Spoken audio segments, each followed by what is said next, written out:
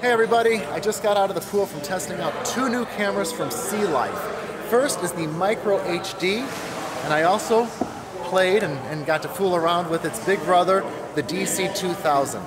Let's go over some specs quick. The DC2000 will take a still image at 20 megapixels. It can shoot HD video 1080 at 60 frames a second, and in the underwater housing, it has a depth rating of 200 feet. What I like most about these cameras is that they are designed with the divers in mind. These are thought out for people who are taking video and stills underwater. If you're looking for an action camera to use on your bike as you're going on rides and to mount as you're, I don't know, doing whatever you do with action cameras, you know, you want a tool that does multiple things, this is probably not the camera for you. But if you're looking for a rock-solid camera to take images underwater, if that's the tool you are looking to buy, this may very well be the best tool on the market for that job. Like I said, I got a bunch of video and stills underwater, and I also brought my GoPro, a higher-end GoPro, so that we could compare the images and see how they did. One of the things I also did was I interviewed Matt, a SeaLife representative. Matt, I'm going to ask you to give me 3 bullet points. Why should customers buy your products over the competition? Just in bullet point form. SeaLife cameras are the only camera designed to be used underwater. We have color correction built inside of the cameras as opposed to putting external filters, and very tough, very bulletproof, and perfect for underwater use. These cameras are the right tool for the job. Where you can make something else work, these are designed to work exactly as they should underwater. Let's go over some of the features. Okay. The new one is our DC2000.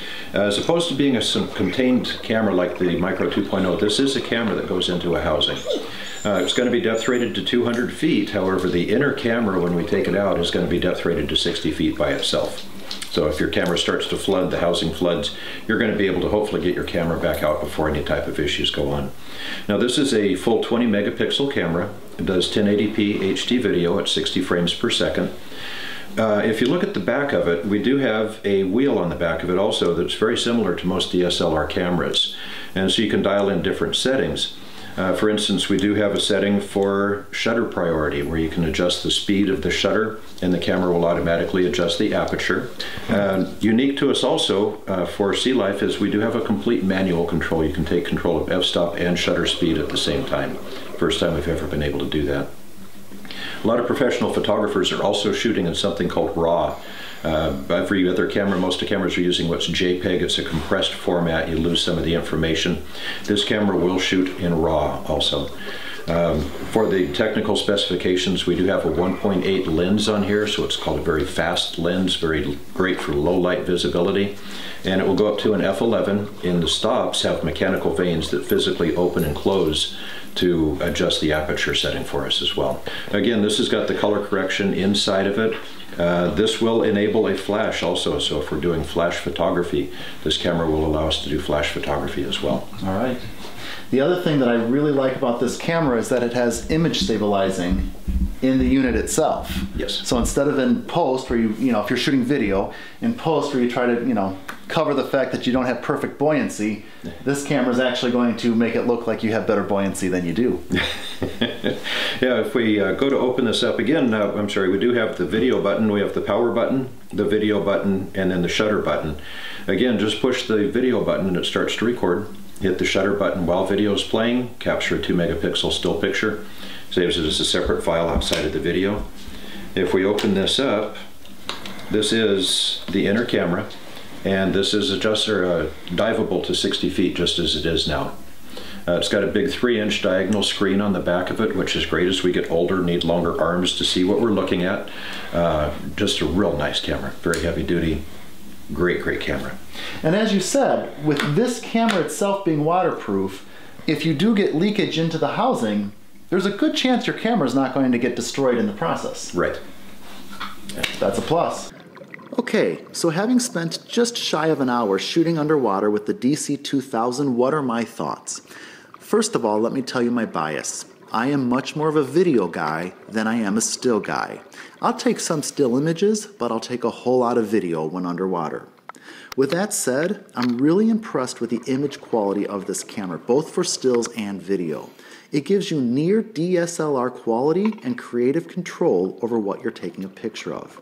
It's super easy to use, even with gloves on, and I'll say it again, the image quality really impressed me, both as I was looking at it through the screen underwater and, more importantly, when I got it into my editing room.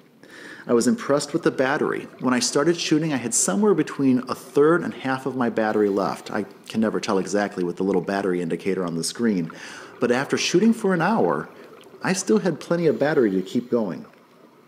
I did notice this. The lens got me much closer to my subject than the GoPro lens did, even when shooting the GoPro at a narrow angle. I think this is a plus because most of the time I crop my image anyway when I'm editing. So to get closer just through the lens is an absolute win in my book for most things that I shoot. However, it was a little challenging to get the autofocus to step in. I had to press the shutter halfway down to get the focus. And, you know, again, if you're someone who likes the control, that's a good thing. But if you're looking for a point and shoot, at least the way that I had the camera set up, that left a little something to be desired. So here's my one disappointment in this camera. It doesn't shoot 4K. At this day and age, and at this price point, I would expect that from a camera. Now don't get me wrong, I think for most consumers, 4K is overkill. Most viewers are never going to be able to tell the difference between a high definition video and a 4K video. And quite frankly, I think the cost of 4K when it comes to memory consumption, battery consumption, and file sizes once you get them into editing, I don't think the cost usually is worth the improved quality. For most people out there who are going to do some editing of their video, but they're not going to go nuts with the editing and reframing and resizing and doing all this stuff, continue to shoot in 1080. It's a great image and you're not going to be disappointed. But if you're someone like me who really wants to get in and reframe and crop and do different things with your image, that's where 4K becomes valuable. Even though most of the time, if not all of the time, I output at 1080 because the image quality is solid. I think these are great tools, and they may be the absolute right tool for you in the job that you're looking to do, taking great images underwater. I want to thank Matt at SeaLife for talking to me first of all, but also letting me play with their cameras. I want to thank Toucan Dive, a fantastic dive shop in northern Illinois or southern Wisconsin, right almost on the border.